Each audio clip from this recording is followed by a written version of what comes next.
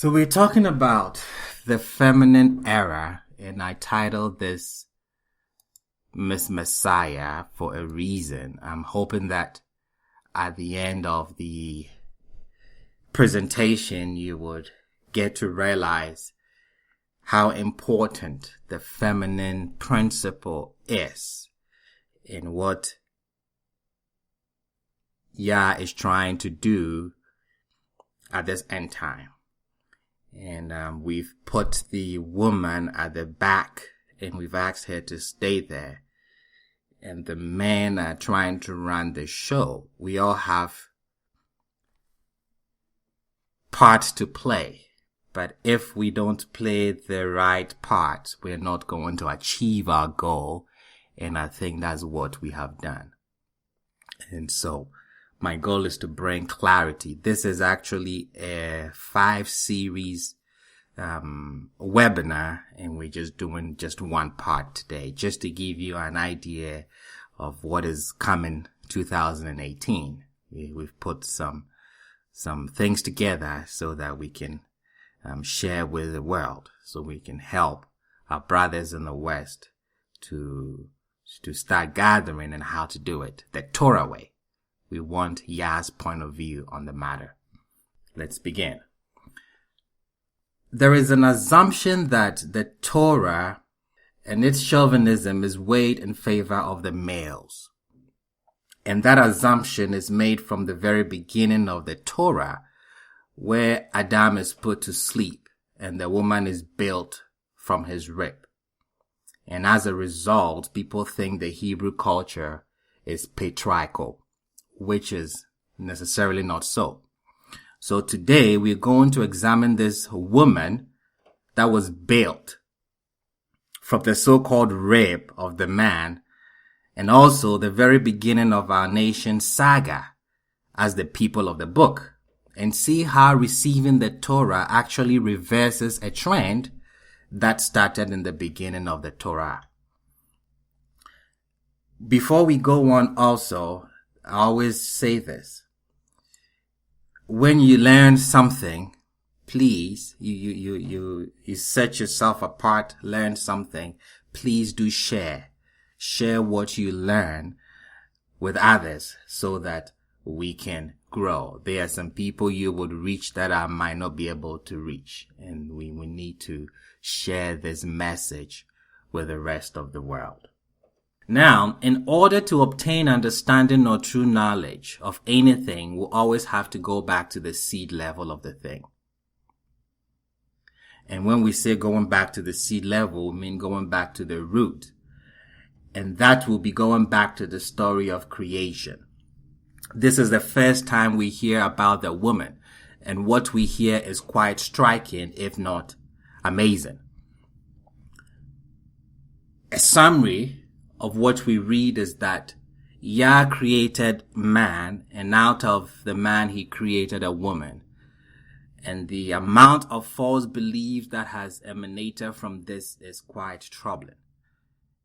Let's look at the text a second time, critically, and see what we can derive from it. Genesis 2:21. And Yehovah Elohim caused a deep sleep to fall upon man, and he slept. And he took one of his sides. He did not take a rib. He took a side. And he closed the flesh in its place. And Yehovah Elohim built the side that he had taken from man into a woman, and he brought her to man. So, man was made to fall into a deep state of unconsciousness. And then Yah built the side.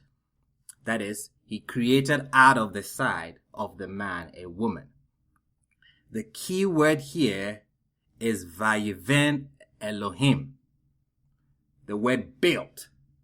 Vayiven Elohim is the key word here. We need to understand all the meanings of this word because it goes to show us the DNA of this species, if I can use that word, called a woman.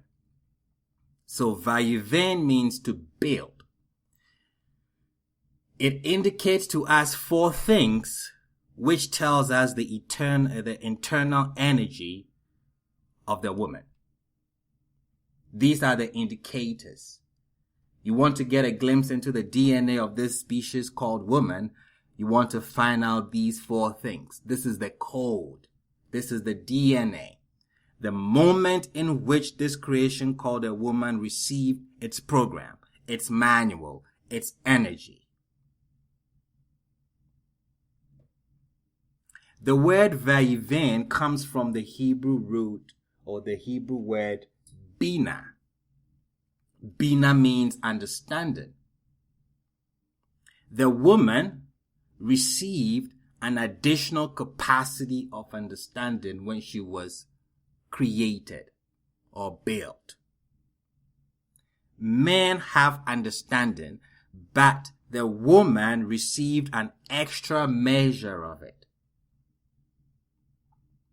And we'll see that throughout the Torah. So, Vayiven has four things which tell us the internal energy of the woman. Let's look at all four of them. Number one is the ability to process information and knowledge and turn it into a consciousness. That is a reality. The women have this ability. This is part of their essence that Yah gave them. Bina equals the Hebrew word Havanah, which is the ability and quality to have a good form of observation, being able to digest a reality in a unique way. The woman has this as her essence. Number three, the woman has the ability to create. One of the internal energy of a woman is the will to build and to create. The woman has this as an essence. And then, last but not the least, the emanation of Bina is the desire of sharing and caring. If you walk through the Torah and you look for all these four descriptions, DNA, energy of a woman, you'll be able to find them throughout the entire Tanakh. You would find these four energies. These are not all. I'm just focusing on the word Bina to make my point this morning. Let's look at the ability. The number 2 is in yellow because I want to hang my hat on that. The ability and quality to have a good form of observation, being able to digest a reality in a unique way. I'm going to hang my hat on that. We're going to take an episode that happened in the Torah. We're going to see how the women stood out. And then we go to the giving of the Torah and show you why Yah instructed Moshe on how to give the Torah to Israel. Can everybody hear me clearly, or am I breaking up? Let's go to the episode of the manna. And we're going to see the ability and quality of the woman to observe something and then digest what she observes in a unique way. And we'll see how the men struggle with that. And based on that, Yah is going to tell Moshe to do something very unique that we haven't sat back to read and take a cue from the ancient one so that we can go back to the drawing board and duplicate the same thing so that we can gather Israel from the four corners of the world. And the woman, like I said, plays a very key role in this. Exodus 16, I'm going to read from verses 15. When the children of Israel saw it, that is, they saw manna, they wanted food, and Yah gave them food. When the children of Israel saw it, they said to one another, "It is manna," man in Hebrew. It is manna, because they did not know what it was. So, let's clarify. They're calling it manna not because they knew what it was. They're calling it manna because they did not know what this thing was. The question we ask here is, who are the children of Israel? And how come they did not know what the manna was? The children of Israel are the men. The first time the manna fell, the men did not know what it was. So they called it manna. Manna means that prepared food. Remember, they were not given it a name. They don't know what it is. So they said, this is prepared food. This is manna. Why they call it manna, why they were complaining, was because the food was too spiritual. It was not physical enough.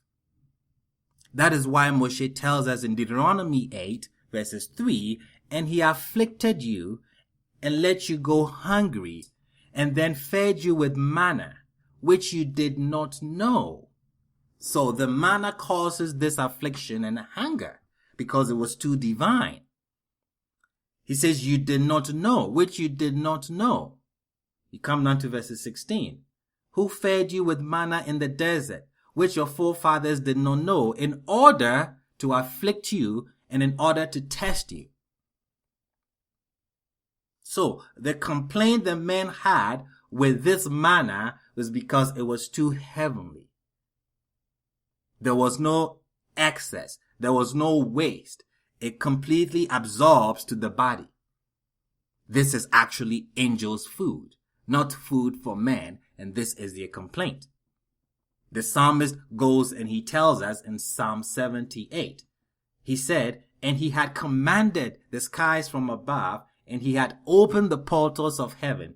He had rained upon them manna to eat, and he had given them corn of heaven.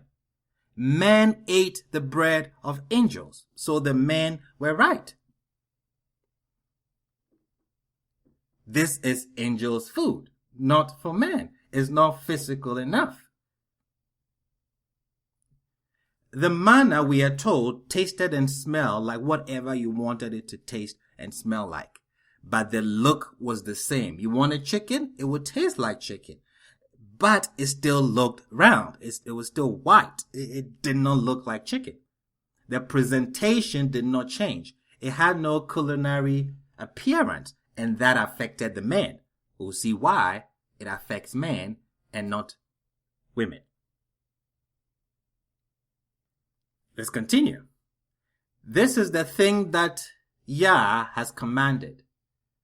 Gather of it each one according to his eating capacity, an Amaah for each person, according to the number of persons, each one for those in his tent you should take.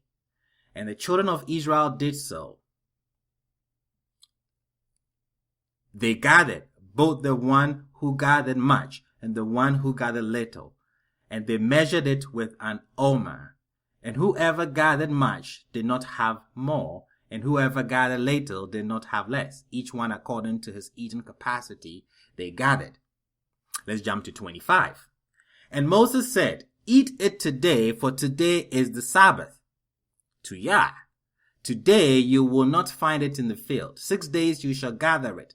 But on the 7th day, which is the Shabbat, on it there will be none. So the people rested on the 7th day. Now look at the picture. They've been eating manna for a while, let's say for 5 days, 6 days. And they've been complaining. The men have been complaining.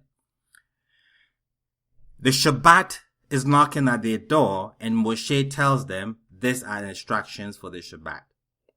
Verses 30. So the people rested, on the 7th day, that's the Shabbat. And the house of Israel named it manna. Wait a second. The children of Israel did not know what it was. But it seems the house of Israel know what this thing is. Now the question we ask is, what is the difference from the children of Israel and then the house of Israel? Who is the house of Israel? And that is the women.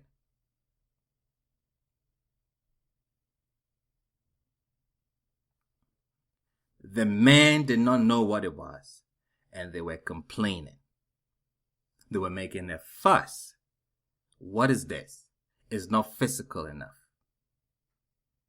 on the Shabbat, the women take center stage. And they're going to give us some insight into what this thing is. Now, we have some questions that we can ask here. Why is the name manna given here? Why wait a week? Remember, the first time the men said this is manna, they were not naming it, they were complaining. The women take the stage on the Shabbat and they give it its name officially. So, why is the house of Israel, that is the women, formally giving this food its name? You notice that in 31, when the women gave this food its formal name, we're given its description. And it was like coriander seed. It was white and it tasted like a wafer with honey. Why does the Torah wait to tell us what this manna looked like? Why wait a week? As if that is not enough, look at the instructions Yah gave Moshe after the women had taken the center stage and told everybody what this is. After we've come to the revelation that, oh, this is manna. Now Yah is going to give Moshe some instructions. Moses said, this is the thing that Yah commanded. After the women have told us, they've revealed, they've given us a revelation. Moses said, this is the thing that Yah commanded. Let 1 omer of it be preserved for your generations, in order that they see the bread that I fed you in the desert when I took you out of the land of Egypt. And Moses said to Aaron, take 1 jug and put there 1 omer of manna and deposit it before Yah to be preserved for your generations. Now the question is, why delay this for a week? You've done something very extraordinary. You've rained down food from heaven. If it was Basil that did that, the very first batch of the manna, I would have told Moshe to take some and put it away so that it will be as a memorial to the rest of the generations. But Yah did not do that. He did not tell Moshe to take some of the manna, the first batch of it, and put it away. He waited till the Shabbat. He waited after the women have come to tell us what this thing is. And then Moshe is saying that now we know what it is. Now these are the instructions. Take 1 jug and put there 1 omer of manna. Why wait till then? So I believe we have like 4 questions that we need to answer. Why does it take a week to give the name? Number 2, why does the women give it its formal name? Number 3, why does the Torah wait to tell us what this manna looked like after a week? And then number 4, why ask Moses to take some manna and preserve it after a week? These are questions that we need to answer. Let's go back to the text where we began. Exodus 16. When the children of Israel saw it, true, the manna tasted like whatever you wanted it to taste like. And for that reason, it would have smelled the same. But it did not change its appearance, like I said. Most of the time, we pay so much money at an upscale restaurant, not because of the food alone, but also because of the presentation, what we call eye candy, the visual. This enhances our culinary experience. Seeing it, the men saw it and they could not appreciate it because the visual perspective of the food was compromised. This is why they call it manna. Manna is made up of 2 Hebrew alphabets, Mem and Nun. These are the only 2 letters that you cannot pronounce with your nose blocked. You cannot say it properly. It requires the nasal passage. It requires the sense of smell. The fact that the men could not see it, they could not smell it. Hence, it compromised the other senses. It was a purely physical experience for the man. That was the problem. Remember, David tells us this is spiritual food for angels, and was given to man. And the masculine energy could not appreciate it because it was too spiritual. It's very nourishing, yes. But where's the beef? We cannot see it. But thank you. Even though it doesn't fulfill the senses. This is why Yah doesn't tell Moshe to do anything with the batch that fell when they complained. They haven't come to the realization what this is. So the manna lacked the textile perfection of physical food, which compromised the enjoyment and appreciation of it. Then comes the first Shabbat. The house of Israel takes the stage, the women. Everyone is questioning this thing. Comes the Shabbat and the women take the stage and name it officially. Why? Why does Moshe come and say this is the instruction after the women had mentioned it? Why are we told the description of the manna after the women have come and told us this is what it is? Because when the Shabbat is ushered in, they are now able to taste the food spiritually. That is the energy of the Shabbat. Now they're able to appreciate the manna. Yes, it's true the manna lacked the textual perfection of physical food, which compromised the enjoyment and appreciation of it. But now that they are seeing the manna in the context of the Shabbat, which refers to the Messianic age of perfection, they appreciate it. Because the Messianic age is called a Great Shabbat, when the world becomes a home for Yah. The women give the name officially on the Shabbat because women are Shabbat. Women are called Shabbat queens. They're called Shabbat brides. They are Yah's final creation closest to the Shabbat. The woman is the final climatic creation of Yah. She's the pinnacle. If you notice, creation becomes more and more complex as the days progress. Man is created last, but within humanity, the woman is created last. Man as a being, Adam, was created last. But when you come to the realm of Adam, the woman was created last. She was the crown of humanity.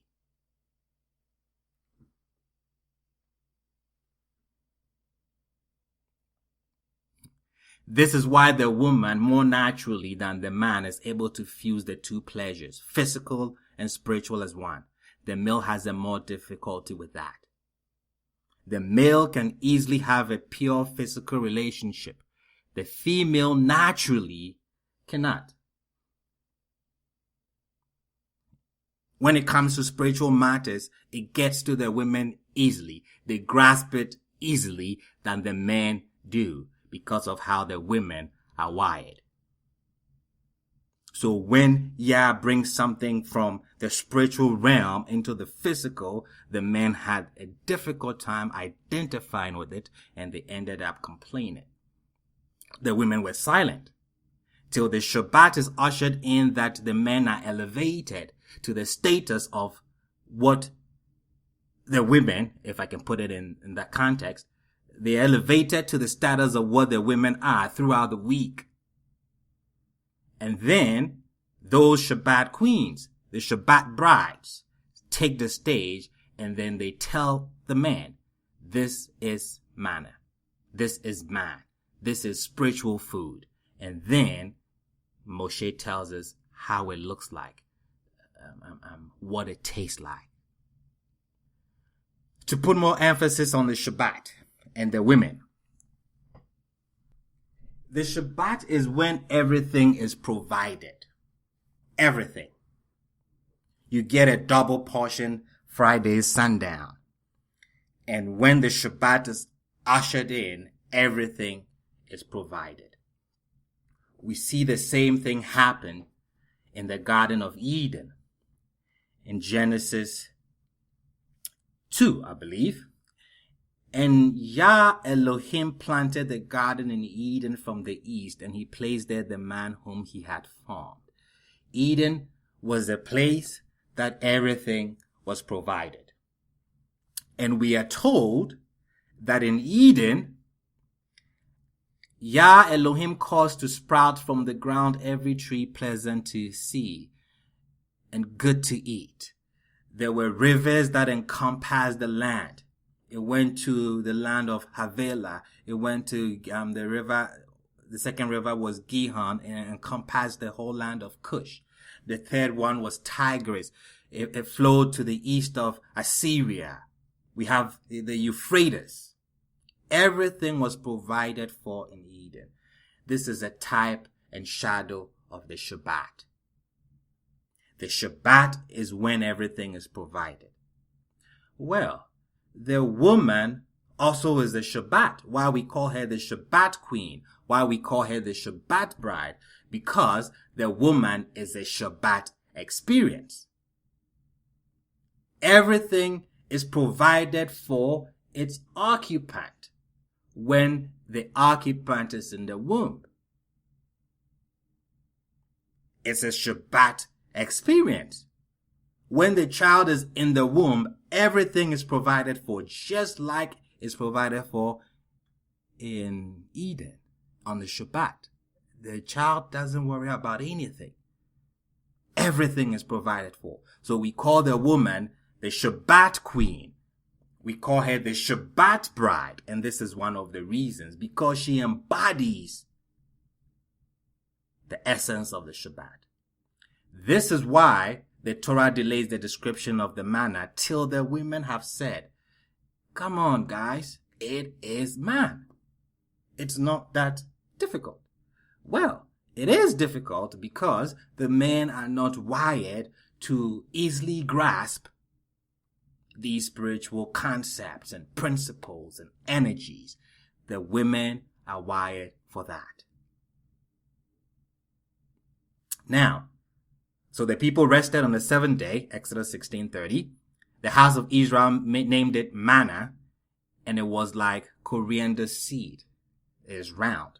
When you see the seed is round, meaning it has no beginning, it has no end. We are told it was white, that is infinite, not having a particular color or description. Both symbolizes infinity, round and white. It's the expression of the infinite. That is why the man could not tell us what it is. That is why they could not appreciate it.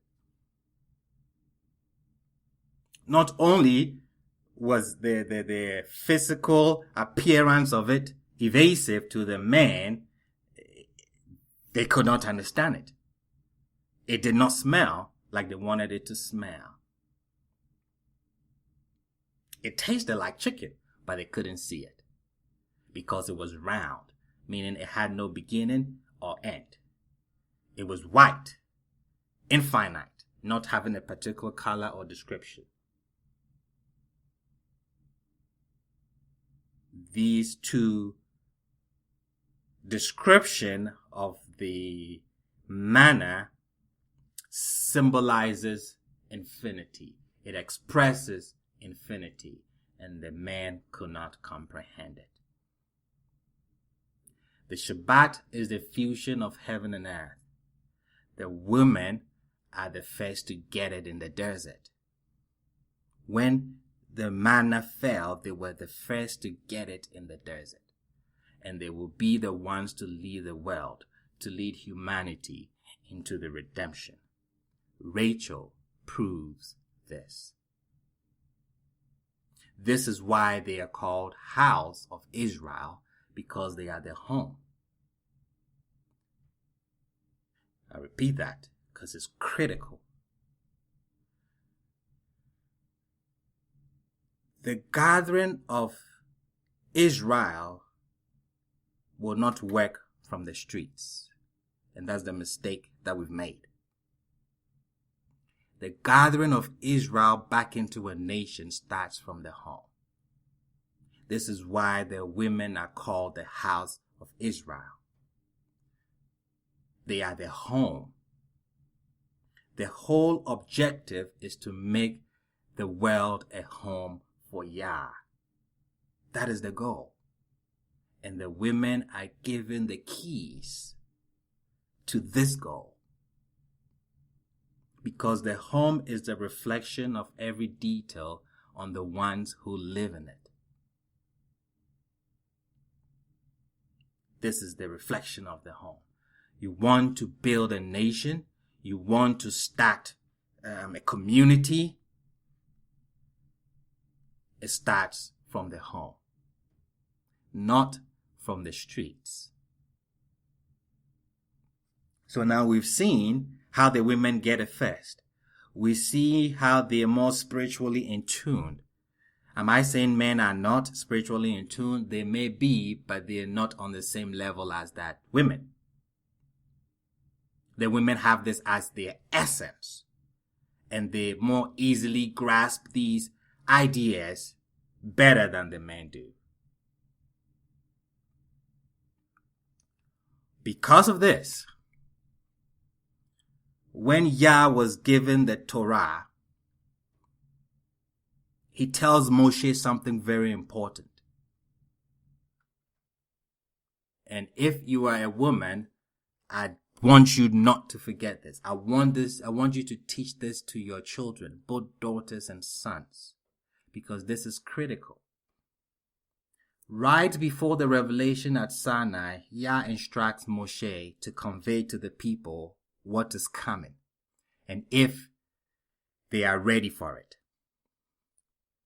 This is a marriage. You cannot force a marriage. So Yah tells Moshe, go and tell them this. And then come back and tell me their response. Exodus 19.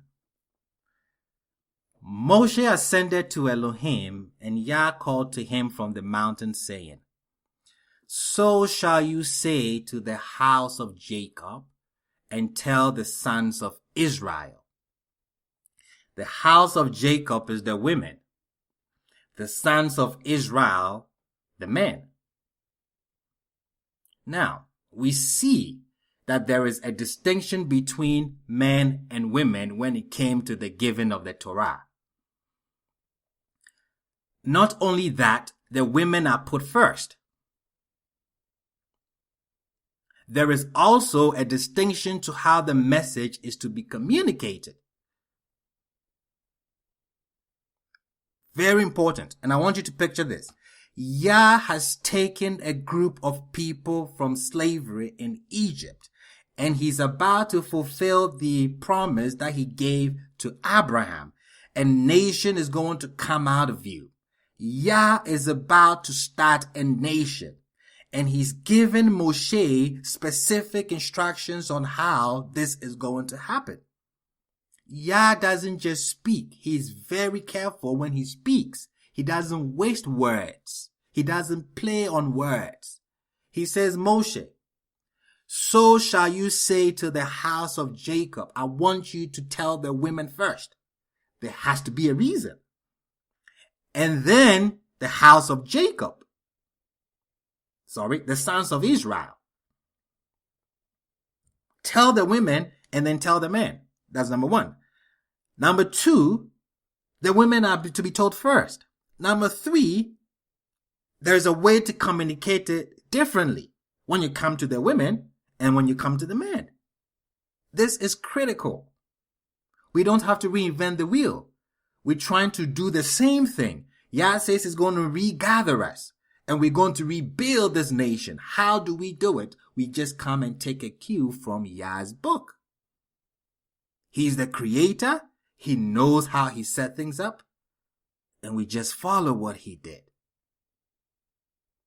He says, Moses, say to the house of Jacob. and tell the sons of Israel. There is a distinction between men and women. The women are put first. There's also a distinction to how the message is to be communicated. How are you to communicate to the women? He says, you shall say. Toma means speak softly. Tell, tagid, means harsh. When it comes to the women, speak to them softly. That word tome also means to tell them the head matters. That is the main points. Don't go into the details when you're giving the Torah to the women. Give it to them first. Speak to them softly. Tell them the head matters. That is the main points. Don't go into the details. This is how you should relate it to the women. To the men, speak to them sharply. Tell them the details. What is the difference? What makes the instructions on how to talk to the women more unique? Why does Yah prefer that the women be told first? The women be given first. The women are priority. Okay. When you see this, when I say don't go into details, one might think that the women are being told less. When you give somebody details, you're telling them more. Not necessarily. The women are not being told less. They're actually getting far more than the men. Tell the women the general principle behind everything, as opposed to the specific functional detail. Why? Because they will be able, they are built to be able to derive the specific functioning details from just giving them the whole picture. With the women, give them the whole picture, the head, the main points. Don't go into details. Why? You don't need to. They can derive the details from the whole picture. That's how they're built. I have a goal. This is my intent. Show the intent to the women. Don't bother about the details. Why? They will derive the details. The men, tell them the details. The specific performance and functions. To the women, convey the big picture, the transcendent picture, the all-encompassing reason why I am given the Torah.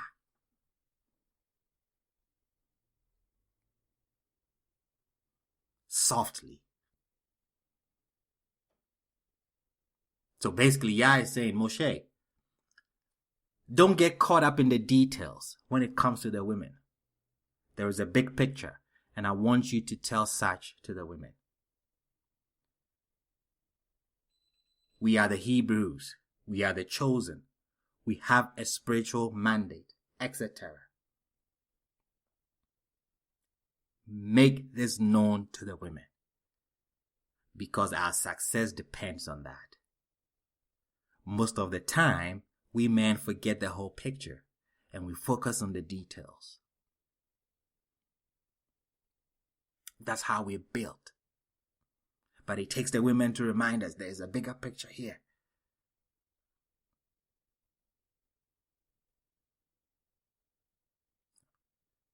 We are Hebrews, and the women are the keepers of the essence of being Hebrew. The women, I'll repeat this again, the women are the keepers of the essence of being Hebrew. When a mother is Hebrew, automatically the children become Hebrew. What do I mean by that? Because she is their first teacher. Children learn so much from an early stage from their mother, even before they are born. From the womb, they start learning. These are the critical moments that we should teach the child. And when we miss that, we lose the community. So the women are key. The women are the keepers of the essence of being Hebrew. They don't need the details to tether them, to tie them down, to connect them to Yah. They don't need it. They don't need the details to connect them to Yah.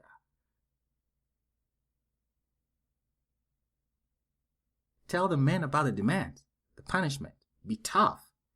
This is what Yah expects from you. But the woman, on the other hand, is able to serve Yah in an effective way without as many obligations. But a man has to work at it. And it's got to be translated down to the little details, unless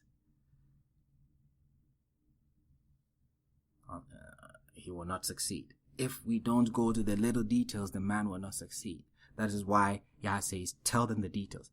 The women, you don't need to, because I've programmed them differently.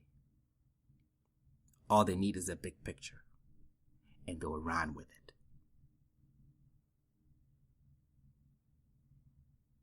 That is why women are born into the covenant, and men have to come into the covenant.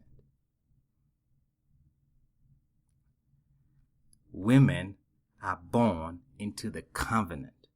Men have to work their way into the covenant. Let me explain that with this question. What is the distinction between the name Jacob and Israel? Jacob is the name received by virtue of birth. Israel was the name that was earned as a result of effort. We men have to earn to become Israel. The women don't. When a baby girl is born, she's already connected. She's connected fully to the covenant. But when a baby boy is born, he's not connected yet, even though he's Hebrew.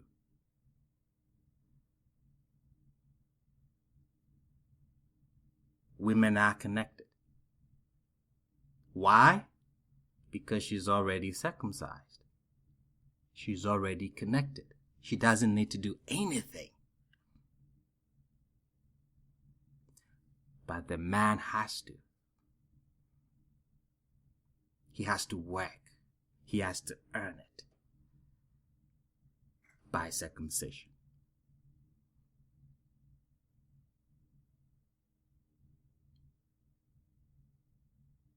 So, in a nutshell, Yah is about to build a nation. And his instruction to Moses is, present it to the women first. If they accept it, we are in business. Because they set the tone. They are called the house because they make the home. That is where you start building a nation from the home.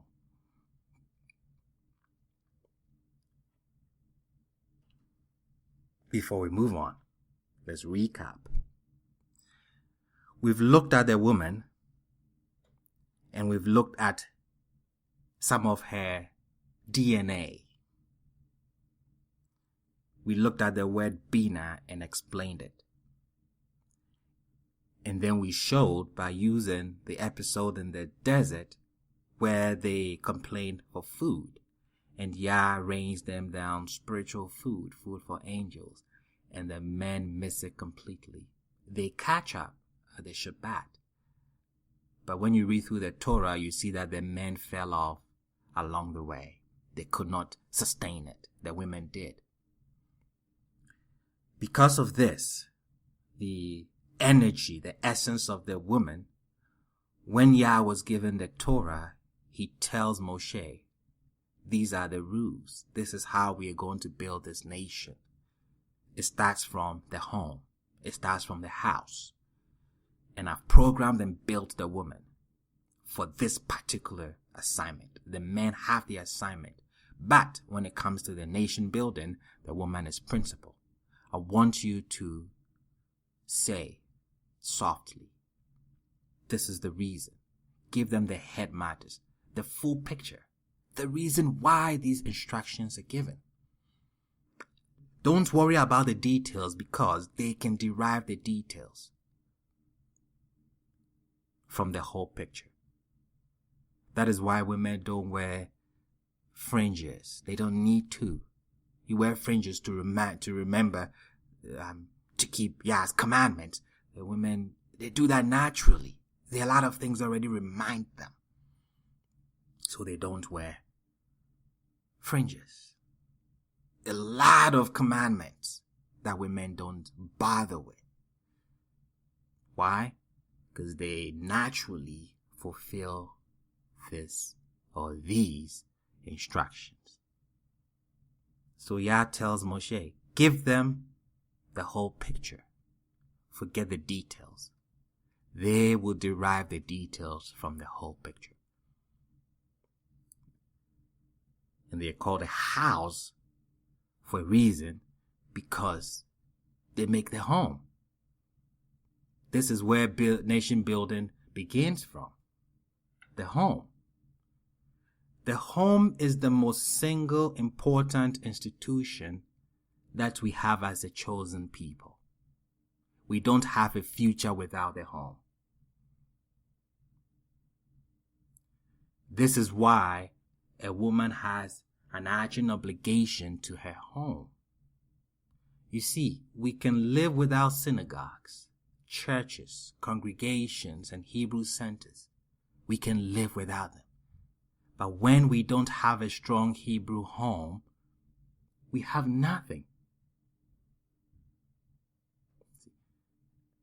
Hebrewism, if I can call it that, is not a church-based, mosque-based, or congregation-based activity.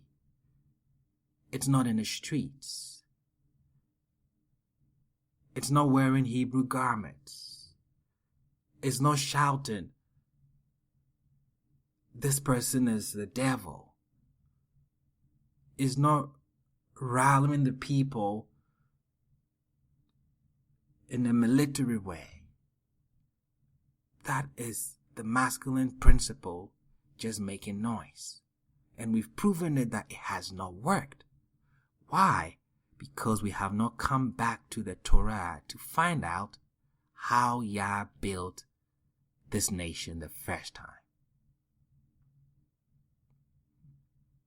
So the synagogues, the congregation, they have been the focal point for so long that when people think in their minds about the huge difference between males and females in Hebrew life, they are mostly thinking about what happens in the synagogue or the congregations.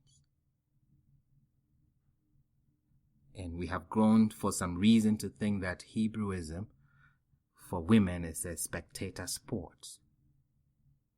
Not at all. The central institution for Hebrew life is in the home.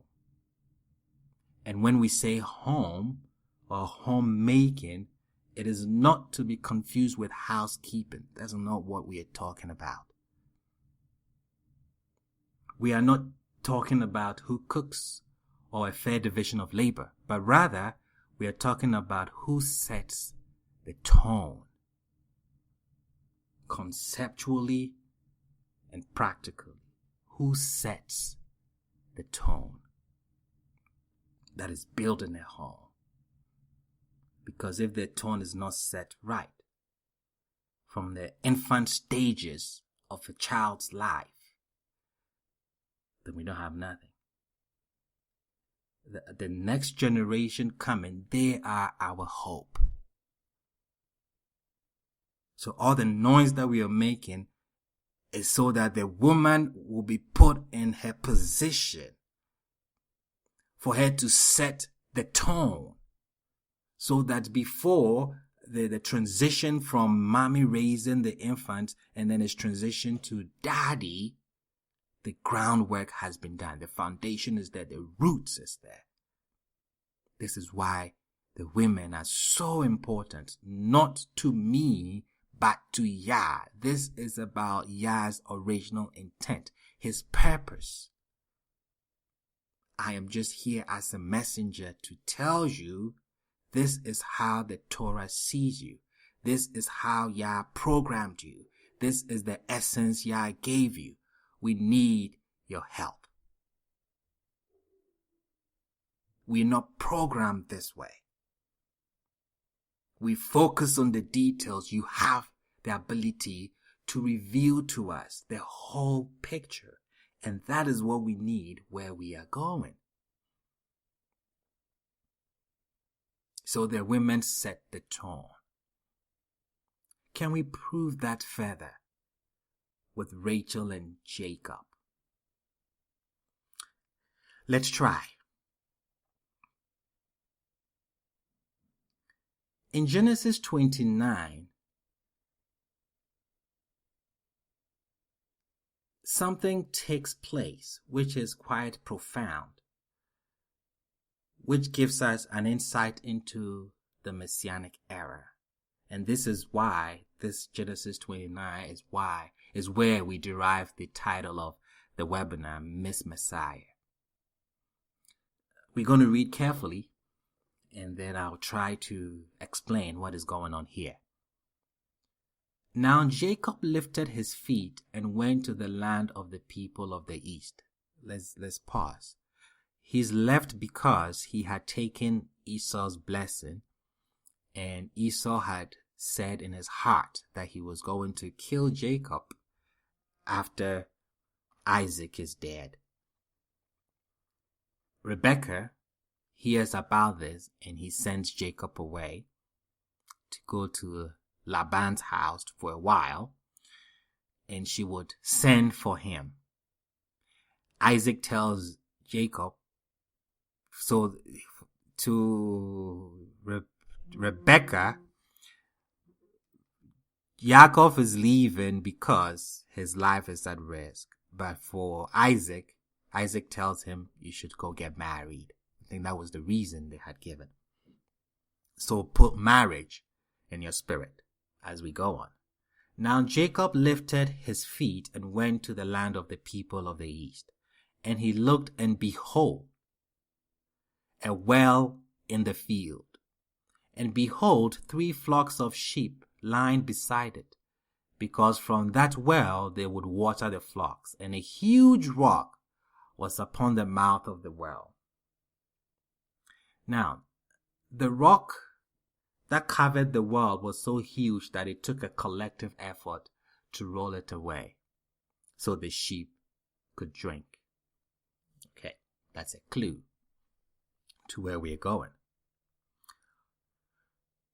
And a huge rock was upon the mouth of the well, and all the flocks would gather there, and they would roll the rock off the mouth of the well and water the sheep. And then they would return the rock unto the mouth of the well to its place.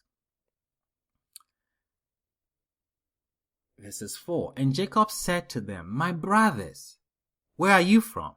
And they said, we are from Haran. And he said to them, do you know Laban, the son of Nahor? And they said, we know him. And he said to them, are things going well with him? When you look at this question in the Hebrew, it's quite unique, because the word used for well is the word shalom.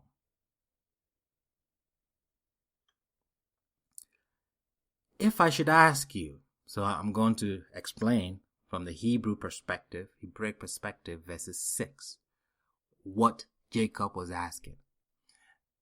If I should ask you what shalom is, you would give me a popular translation as in peace.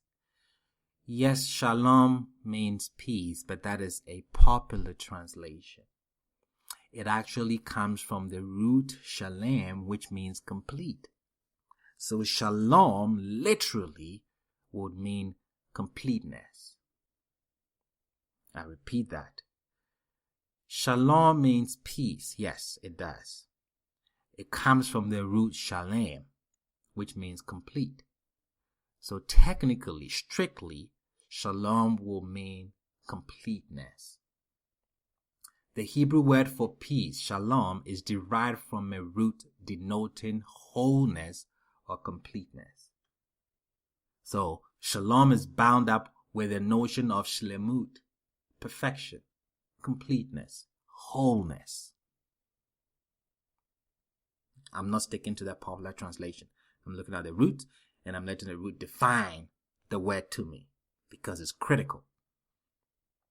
So put that in your spirit.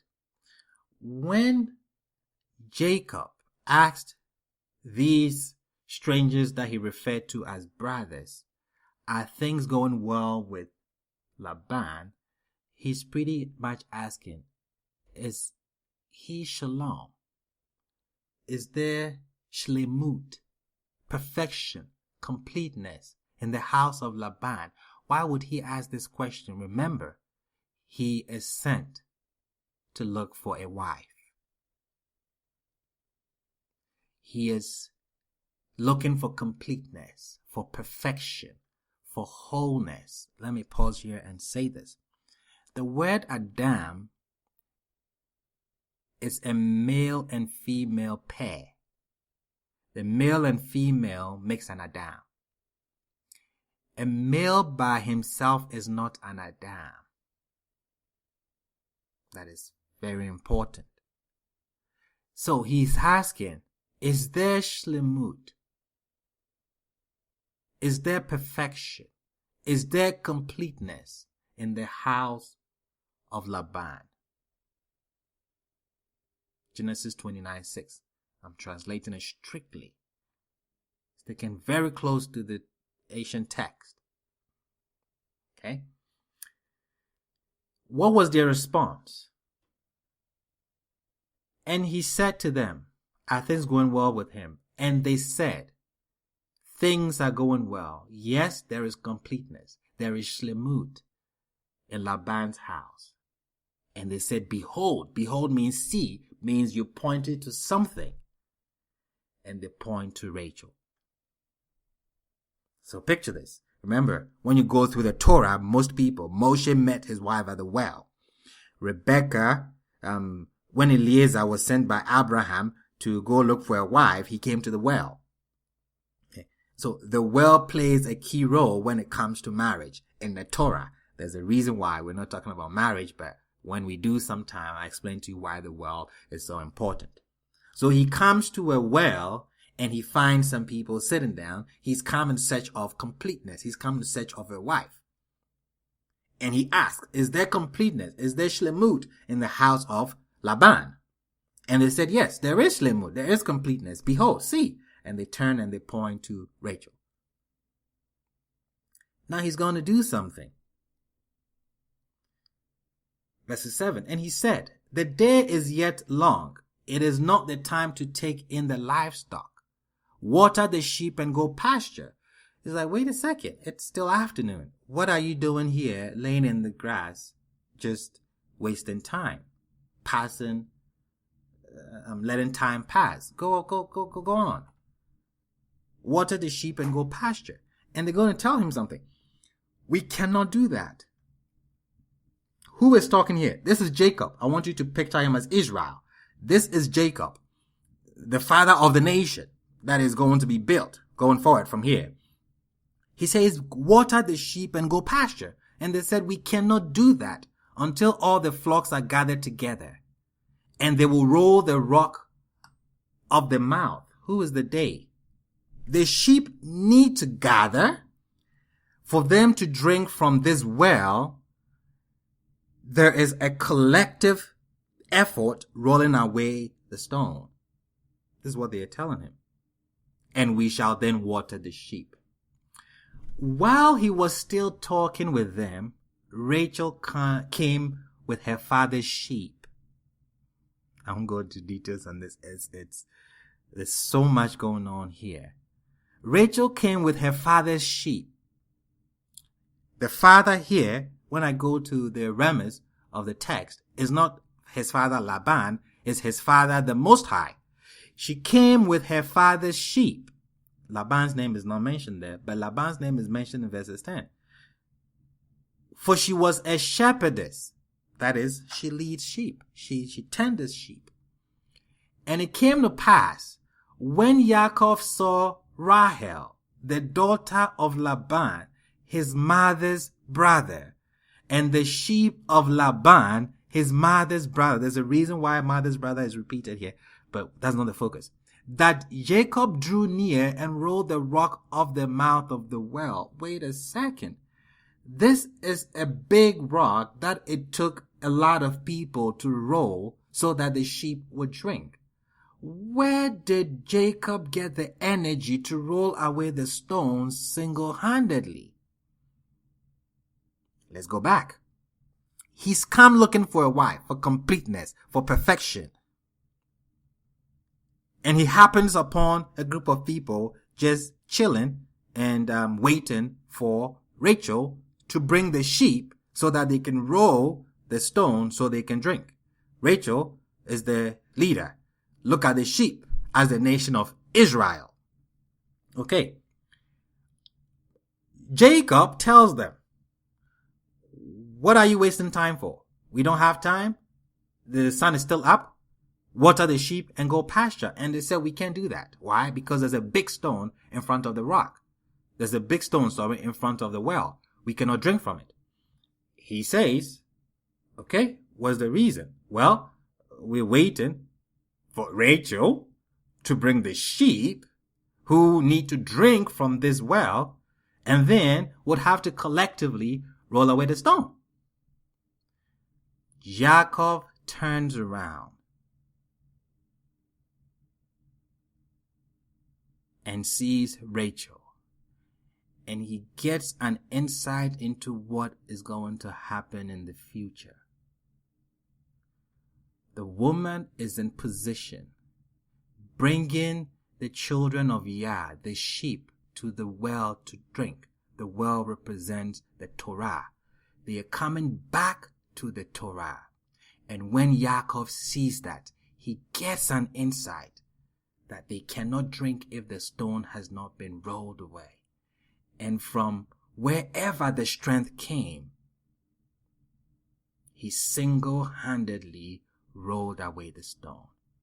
This is the assignment of the men, to roll away the stone the very moment that they've seen that the women are in position, bringing the next generation, the sheep, to come and drink. This is where we get our energy from. When the woman, Rachel, is in position. So Jacob drew near and rolled the rock off the mouth of the well single-handedly. Remember, there were people sitting there waiting for others to join to help roll the stone. But Jacob did that single-handedly because of this insight that he got. Because the text is given as a type and shadow of what the Messianic age is going to look like. How we are going to usher in the Messianic age. How this nation is going to work.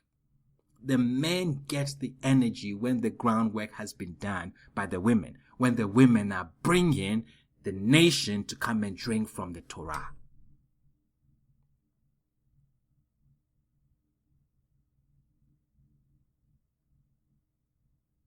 That is why Jeremiah 31 tells us about Rachel weeping for her children. So says the Lord. Yeah, a voice is heard on high, lamentation, bitter weeping. Rachel weeping for her. Why is Rachel weeping? Because she was the one who brings the sheep, and they're taking the sheep into exile. She refuses to be comforted for her children, for they are not. The woman is weeping for the next generation. They are saying, give us a chance to stand in our position. And no one is listening because the man is busy on the street, shouting.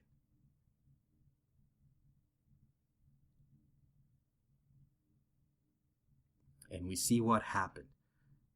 I don't have it here. But after he rolls away the stone, he kisses Rachel on the cheeks and he weeps. Is that what you show when you have found your wife? You weeping? It wasn't tears of joy. He's weeping because he's seeing what is going to happen in the future. He's weeping. It would take the woman to stand in the position before Jacob, that is the man, can roll away the stone.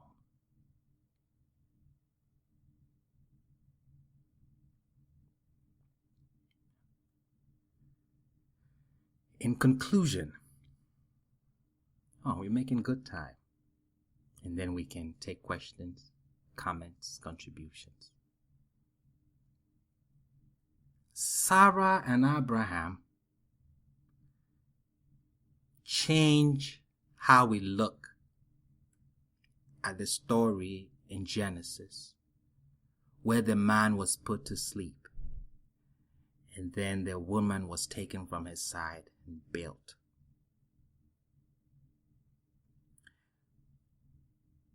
Adam makes a very important statement that we haven't sat back to really examine and come to the revelation of. He said she will be called Hava because she is the mother of all life. Yah is going to do something remarkable. I have to say this. I'm going to take you to the secret part of the Torah, what we call the Sod, the mystical part of it. And I'm going to show you, using the Hebrew alphabet, what took place between Sarai and Abraham to explain this principle. Genesis 16. Now Sarai, Abraham's wife, had not borne to him, and she had an Egyptian handmaid named Hagar. And Sarai said to Abraham, Behold now, see now, Yah has restrained me from bearing. What is she saying? Sarah is saying, I am not barren.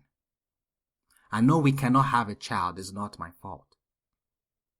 Look at her words carefully.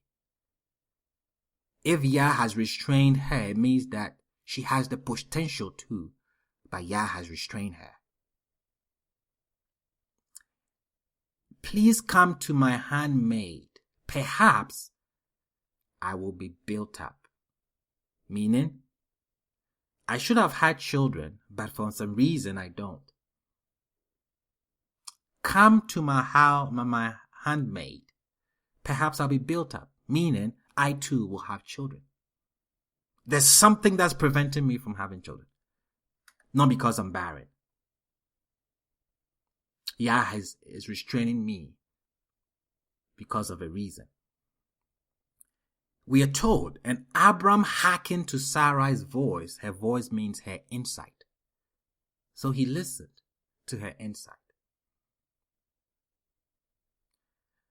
So Sarai, Abram's wife, took Hagar the Egyptian, her handmaid, at the end of 10 years of Abram's dwelling in the land of Canaan, and she gave her to Abram her husband for a wife. And he came to Hagar, and she conceived, and she saw that she was pregnant.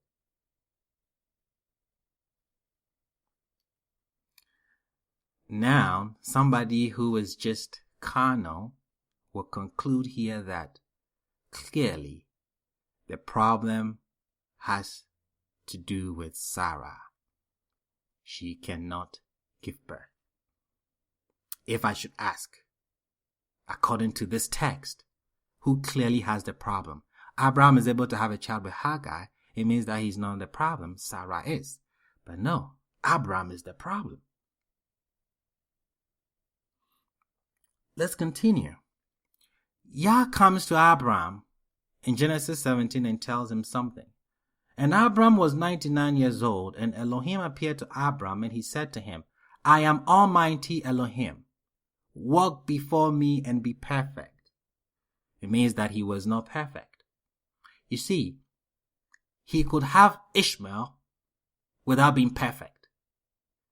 But to have the one that's going to start the Hebrew nation, the first full-blooded Hebrew was Isaac. To have that patriarch Isaac, it took perfection. And Abraham did not have that perfection. That is why he could not have children with Sarah. He had to be lifted to come up to her spiritual level, if I can say that. He didn't have the essence. He did not have the let me use resume to have an Isaac. So Yah comes before him and he says, I am Almighty Elohim. Walk before me and be perfect. And I will place my covenant between me and between you, and I will multiply you very greatly. So how does one become perfect? How does Abraham become perfect? What is the prescription? We are told in verse 10, this is my covenant, which you shall observe between me and between you, and between your seed after you, that every male among you be circumcised. And you shall circumcise the flesh of your foreskin, and it shall be as a sign of a covenant between me and between you. This is how you attain perfection, Abraham. You cannot have Isaac until you're circumcised. The moment you're circumcised, Sarah will be pregnant. Easily. That is why Sarah says, Yah has restrained me. She might not have known the reason, but she knew that, no, I should have children. But there's something wrong. There is a problem somewhere. Okay. Before he's told about circumcision, we see that his name was changed. So it wasn't just the circumcision. His name had to be changed, and we're going to see the reason why. Genesis 17:5. And your name shall no longer be called Abram, but your name shall be Abraham, for I have made you the father of a multitude of nations. Abram means ruler of Aram, where he was from. Abraham, Av-Hamon, that is ruler of multitudes. And this is how you spell Abram. It's very important that we look at the alphabet here. Aleph, Bet, Resh, Mem. This is how you spell Abram. When it comes to Sarai, Sarai too has something done to her name. Genesis 17:15. And Elohim said to Abraham, your wife Sarai, you shall not call her name Sarai, for Sarah is her name. And that's how you spell her name. Shin Resh Yud. I'm not going to explain what Yah was saying here. Let's just carry on so I can finish my session here. Finish the PowerPoint. So, this is what happens to Abraham's name. You see the white alphabet, the Hey. The Hey was added so that you would have Abraham. The letter A, Hey, was added to Abram to get Abraham. Hey, in the ancient Paleo-Hebrew script, means to carry or to support.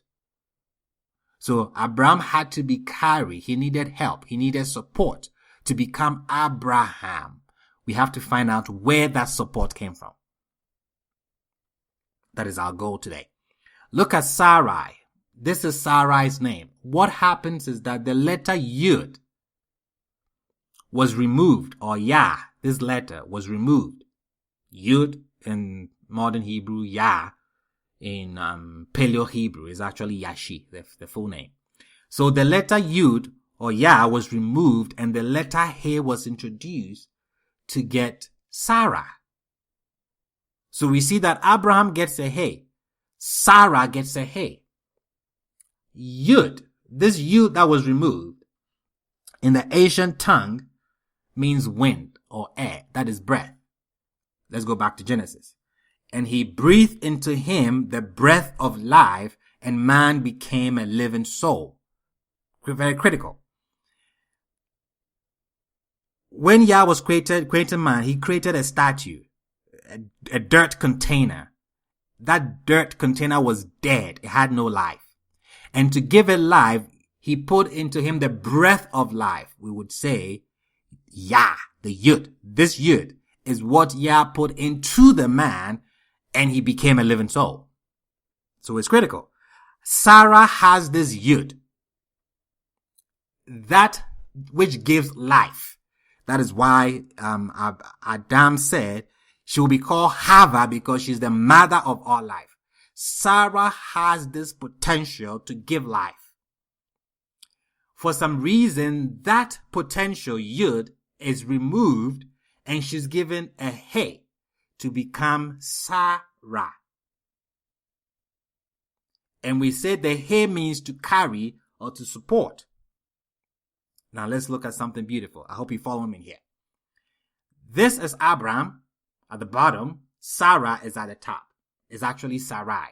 How did Sarah get the He? Where did Abraham get the He to get Abraham?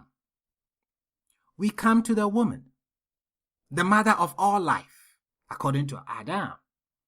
And we see that the two people that start this nation called Hebrews were Abraham and Sarah. And Abraham had a problem. Pretty much he was dead. To have Isaac, Abraham is dead. He needs life. He needs support. What does Yah do? He reverses the process. He goes back to Eden. And this time, Abraham and Sarah on the stage. He takes the Yud that gives life.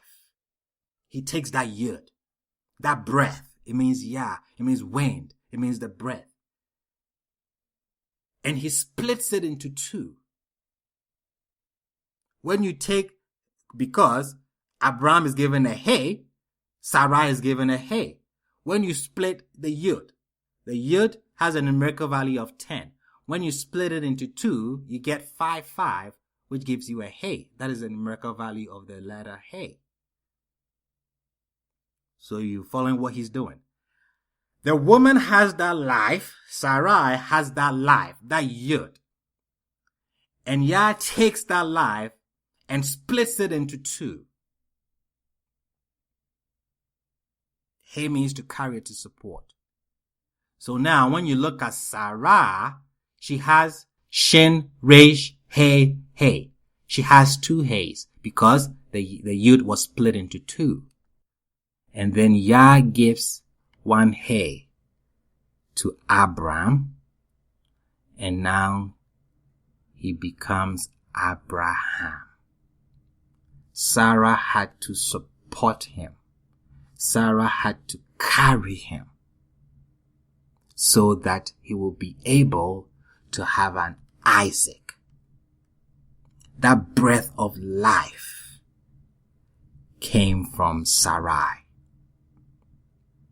splitting the Yud, the breath, into two parts. You have a He. And then Sarah is left with that He, one, and the second He is given to her husband, Abraham, to become Abraham. So in the garden, the woman was taken from the man. When it came to Abraham and Sarai, Adam had made a statement. The woman is the mother, the source of life. And when it came to building the nation of the Hebrews, the chosen people, Yah had to go to Sarai, take that Yud, that breath, split it into two to make two He's. Give one to Sarai so she will become Sarah. And then another He, the second one to Abraham, so he will become Abraham. Now, he can have an Isaac. So when Sarah said, Yah has restrained me from bearing, and we are told that Abraham listened, or Abraham hearkened to her voice, her insight. This was what she might have been referring to. And we see from the mystical part of the Torah, where we take the Hebrew alphabets because they are the building blocks of creation. We see it beautifully played in front of us. How Sarai completes Abraham. He was lacking something and the woman had it. And when they came together and they joined as one, we see what took place in the background. The split of the Yud, 2 Heys. Give Sarah Hey, give Abraham Hey. Now they can have an Isaac. This is the power. This is the essence of the feminine energy. And the reason why it's so important that a woman is in place is because we cannot create this nation. We cannot regather the Hebrews, the chosen, back to what Yah wants if the masculine principle do not acknowledge that the feminine principle plays a very key role. We all have key roles, but when it comes to this building or rebuilding a nation, the feminine principle, the feminine era is very, very key. So I am begging of you. This is the way out of our predicament. This is why I'm sharing this with the feminine principle. It starts from home. You are the custodian of the home. And if you don't do your job, you will be out of luck. One will ask, why not tell the men this? They will get to know. The men today might not accept it, but we can teach the generation coming. Sometimes when someone has grown and believes something is too hard to change, but when we get the younger ones that are coming from their homes and we instill into them these principles and they grow up with it, we will see that we'll actually have a nation. This is why I've spent time to present this to you. And again, we beg of you, please help us. You have the whole picture. You were built for such a time as this. We have lost ideas, I'm telling you. We do debates, that's all we do. Debates, debates, debates. Who knows more? Arguing. And nothing is moving. Because the feminine principle is not on the stage yet.